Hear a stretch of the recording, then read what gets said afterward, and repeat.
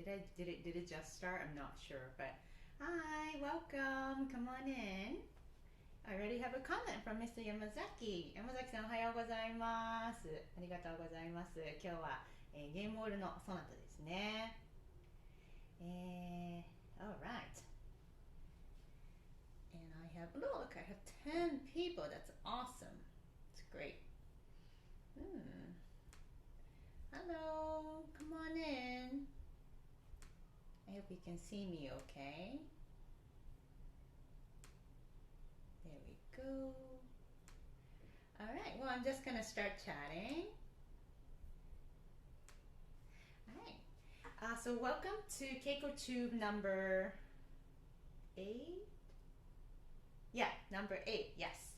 And I basically have been on this journey to play all of the Johann Sebastian Bach's unaccompanied sonatas and partitas for violin this summer, basically. Well, actually, I started in the spring, but it's taking a couple months. And today marks the 5th sonata, or 5th piece out of the 6 that I have to complete. So I'm almost done, which is great. Hi, Mary. Hi. Can see and hear. Awesome. Thank you very much. Arimasu, arigatou gozaimasu. Excellent. Excellent. Thank you so much for coming in. So as I was saying, I'm about to play the G minor sonata, which is the first of all of the solo violin pieces that Bach left us. And what's going to be great is that it's actually one of the most compact of the solo pieces. It has 4 movements. We're going to start with the slow movement, and we'll go to fast, slow, fast. So it's the relatively traditional German style. And then I say relatively because there's one movement that doesn't quite fit the typical form, but I'll talk about that after the second movement. Let's see, Coco, Hayashi, hi, nice to see you. Hello, hello. It's great. Excellent. How have you been? How's everyone? I had, well, you know, it's only been about 2 weeks since the last show, and the highlight of my month has been my visit to the dentist because I get to take the subway and I get to explore. But, you know, it was nice to be able to go out, and, you know, I was still a little spooked because, you know, COVID-19 still doing a lot of horrible things to everyone in the world.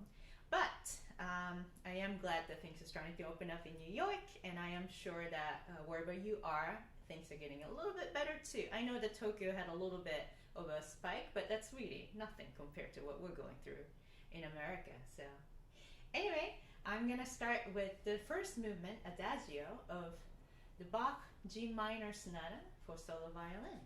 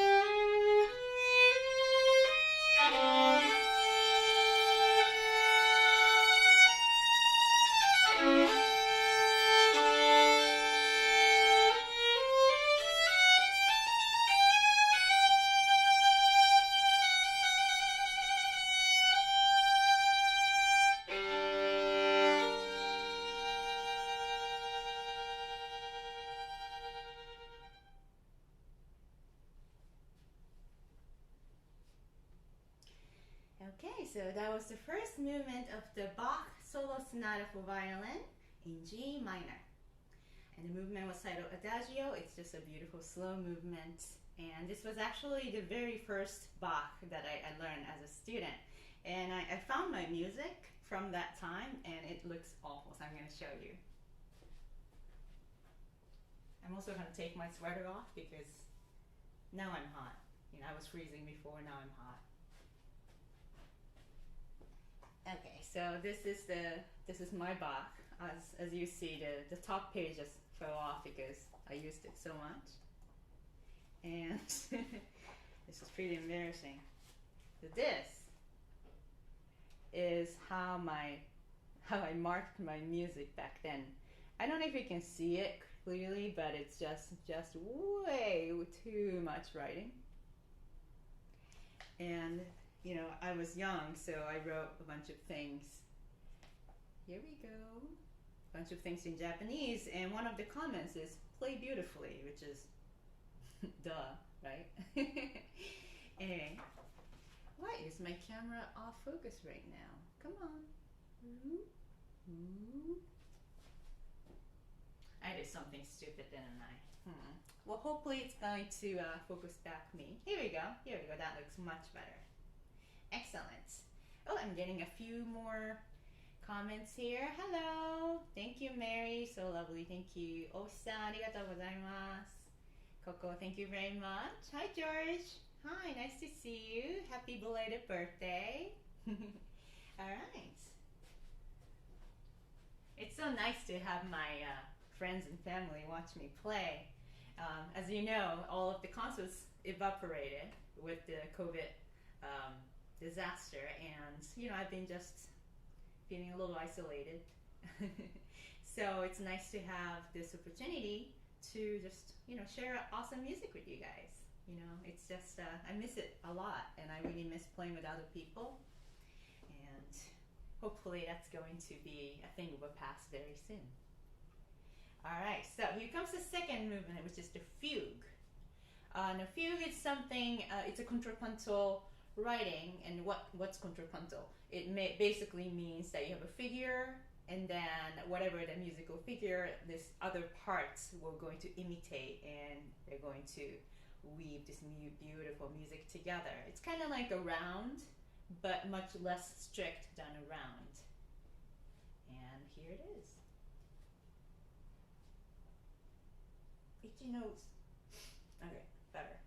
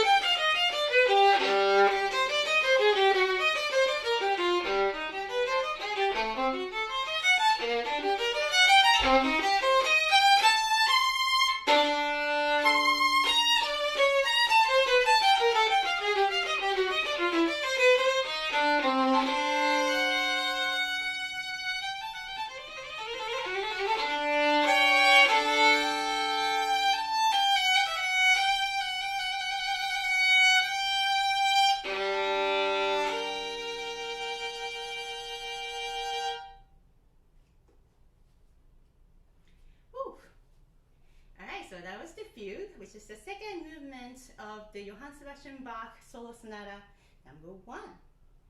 So Mary, who often comments here a lot, told me that fugue is actually a medical term in psychiatry, I believe, about a state where one doesn't know who he or she is. And it's kind of fitting because in musical fugue, it's very, very easy to get lost. So like, you know, I didn't want to talk about this before I started playing because I didn't want to jinx myself. But yeah, it's sort of like, yeah, you get into this, you know, beautiful harmonic maze that you might not be able to get out of. But I'm glad I didn't get lost. Anyway, thank you so much. Oh, thank you so much for the applause. It's so nice, yeah. And in a way, it's, you know, now that I'm getting used to playing in front of a computer, it's not actually a bad thing because I can really just focus on playing and not worry about, you know, that person in the front row falling asleep to my playing.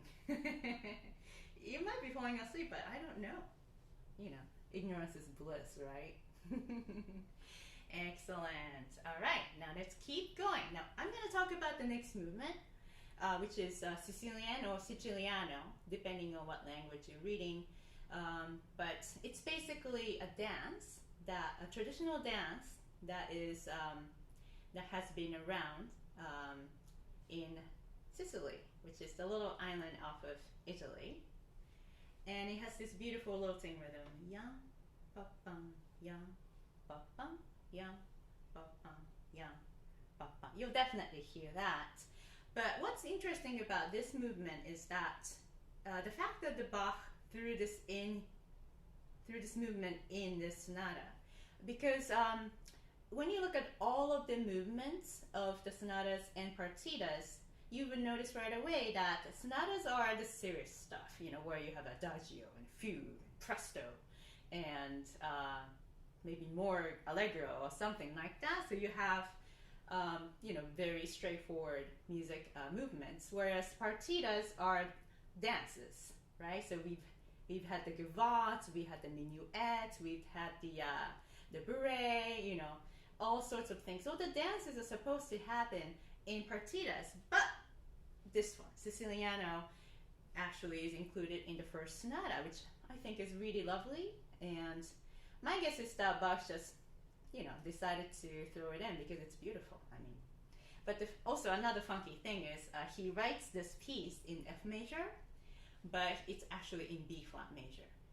You know, for nerds out there, it probably doesn't matter to most of you, but you know, he got the key signature wrong, which is really assuring for you know, music students who've suffered through the music theory classes.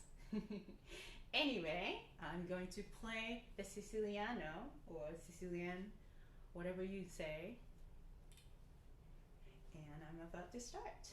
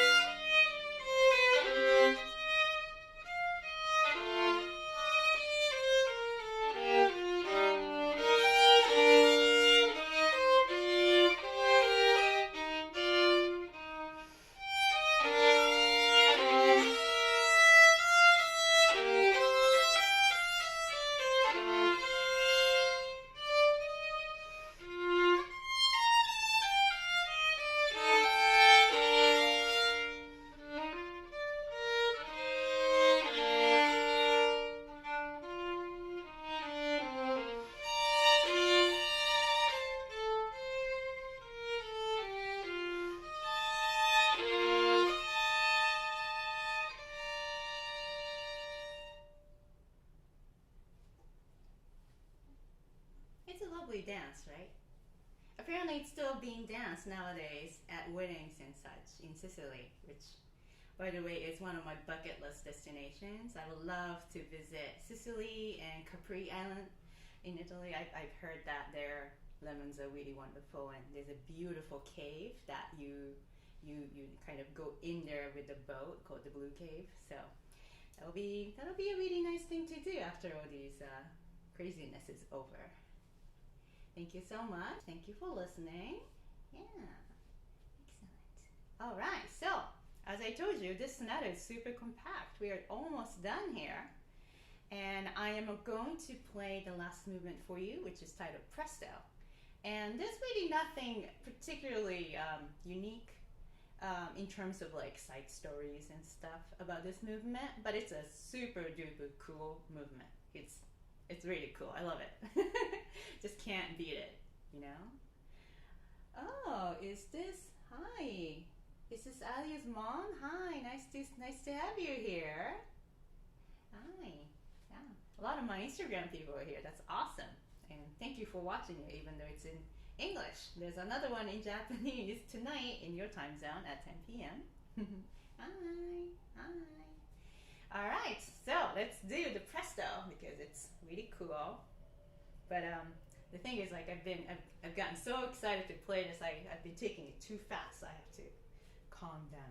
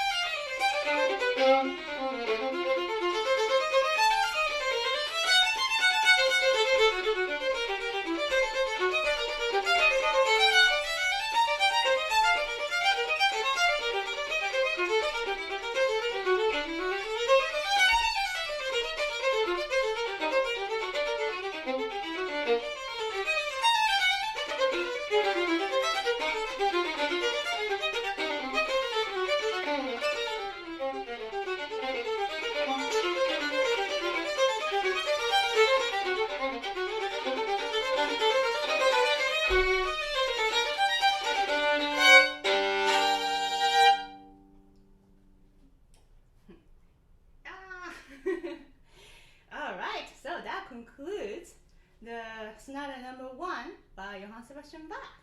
So it was short and sweet, right? Yeah, it's quite different from the C major sonata I played last time, which just lasts forever. I think it was like 11 minutes, and this one is a lot shorter, so much more manageable. And I hope you enjoyed my performance of the G minor sonata. Thank you so much for coming in, or tuning in, rather, to yet another KeikoTube.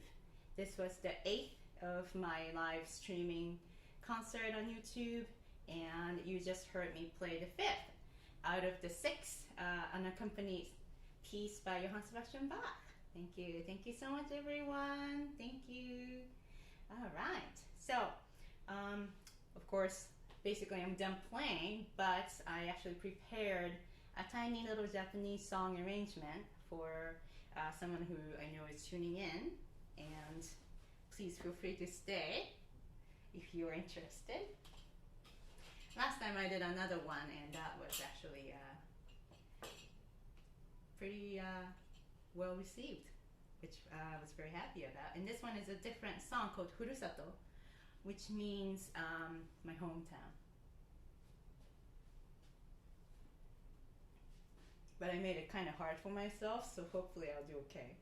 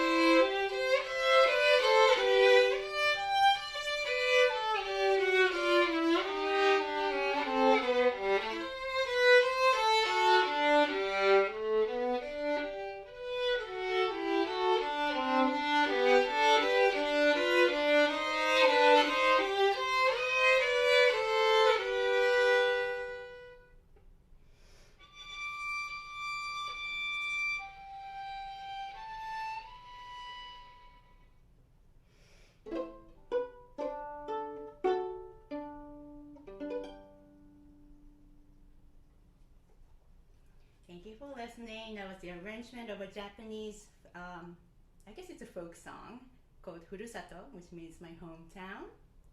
Thank you so much for joining. Thank you so much for watching and always giving me really nice comments. And it's if you haven't subscribed already, please do so. It's just a click of a button, and that's going to help me a lot. Just to see you be a part of my my team, I guess. So I hope you have a really wonderful evening. I will do another one of those KeikoTube things in the end of August. I believe it's going to be August 28th. For those of you who are watching from the States, it's going to be at 8 p.m. As usual. And I will be playing the D minor partita to finish off the series that I've created. And that D minor partita, of course, has the famous chaconne. So, please mark your calendar. And that's one of my favorite pieces ever written. It also happens to be one of the best pieces ever written. So it'll be wonderful to see you here back online on August 28th or 29th, depending on which version you're tuning into, either English or Japanese. I'm reading a few more comments before I go. Okay, thank you for beautiful morning. Oh, thank you so much for watching, Coco. Mary, thank you so much. Oshi-san, thank you very much. Ayu's mom, thank you. A lot of hearts, I like that. Yes, Coco, moving, really love the piece. So play this with piano too. Yeah, it would be so nice to play with the piano. I'm sure you play beautifully. Anima-san, thank you. Nagisa, Tori-san, thank you very much for coming. Thanks, Mary. I'll see you tomorrow, right, Mary? And Alia's mom. Oh, can't wait for your next recital. Thank you. Yeah, I might have some things happening in November in Japan, but I will keep you posted on that. Of course, you will, whether you like it or not, you'll probably see it on Instagram because I'll go crazy about it. So, but yes, and also please come back for the YouTube live in the end of August. All right. 昭和生まれには泣ける選曲でした。ありがとうございました。Thank you, Arima-san. Yeah, this is one of my favorite old Japanese songs too. It's so nice, Uncle George, thank you so much. Good presto. Thank you. It was nerve-wracking, as you know. Uncle George is actually he's my husband's uncle, so I call him my uncle. But he's actually a really good violinist, and he sent me a video the other day, and I was just blown away. Maybe we'll do a collaboration here, right? Yamazaki-san, thank you very much. Thank you so much for coming. All right, so I'm going to stop the stream, and I hope you all have a great evening or morning, depending on where you are. Thanks again.